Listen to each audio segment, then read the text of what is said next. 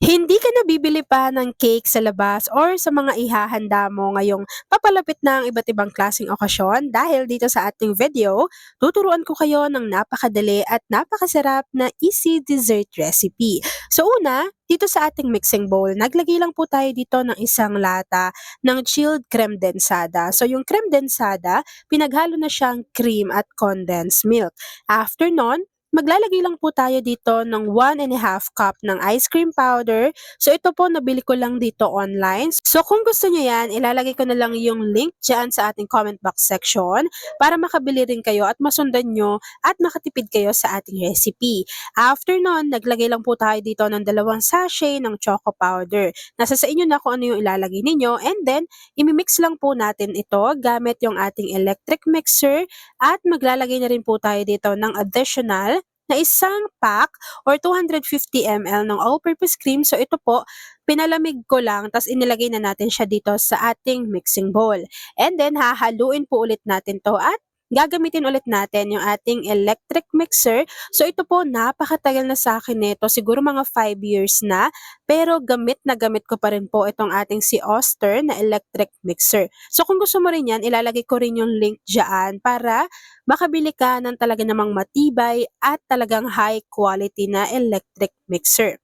Tapos sa continuous na paghahalo natin nito, kapag nakuha na natin yung ganitong klase ng consistency dito, ay pwede na tayong mag-assemble ng ating recipe. Pero habang hinahalo ko yan mga kakusina at hinihintay pa natin na makuha yung tamang consistency, please don't forget to like and follow yung ating Facebook page, Kusina ni Angel. Kung meron din kayong Instagram, paki-follow na rin ako doon, Kusina ni Angel. At kung gusto nyo matuto pa ng iba pang mga recipes o kaya naman gusto mong mag-share ng mga niluluto mo everyday, pwedeng-pwede kang sumali sa ating Facebook group. Andyan lang po yan sa ating Facebook page.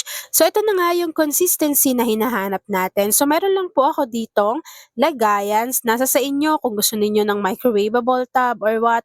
So ako po, ito yung ginamit ko. Ilalagay ko rin yung link niyan. Sobrang tagal na sa atin yung Angel niyan. So sa pag-assemble ng ating cream, una, naglagay lang ako dito ng 1 cup na cream, and then ifinilaten ko lang yan.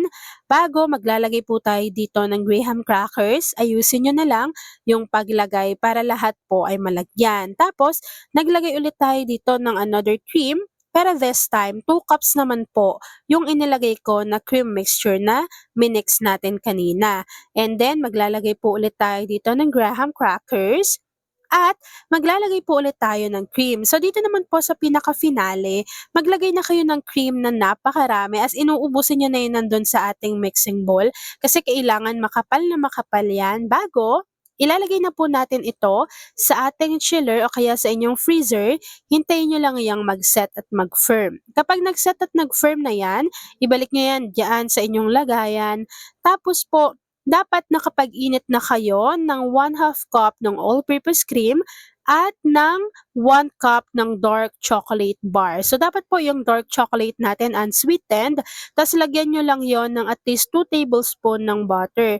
So, ganito po yung kanyang magiging itsura at isasalin ko lang yan dito sa ibabaw ng ating graham chocolate mixture. So, kapag naisalin na natin yan dyan, hihintayin lang po natin tong mag-set at mag-firm bago ipapakita ko na sa inyo kung ano yung natapos nating easy dessert recipe. At ayan na nga mga kakasina, tapos na naman po ang ating easy dessert recipe na pwedeng pang negosyo, panghanda sa kahit anong klaseng okasyon na Choco Graham Ice Cream Cake. Kung nagustuhan mo yung ating video, please like and share this video. At kung hindi ka pa nakakapag-subscribe sa aking YouTube channel na Kusina ni Angel, please click subscribe button, click mo na yung notification bell, click all para lagi kang updated sa bawat ina-upload kong mga videos. Yan lang mga kakasina. Thanks for watching and enjoy this video. Pakishare ng ating video, lalo na kung isa ka sa chocolate or dessert lover.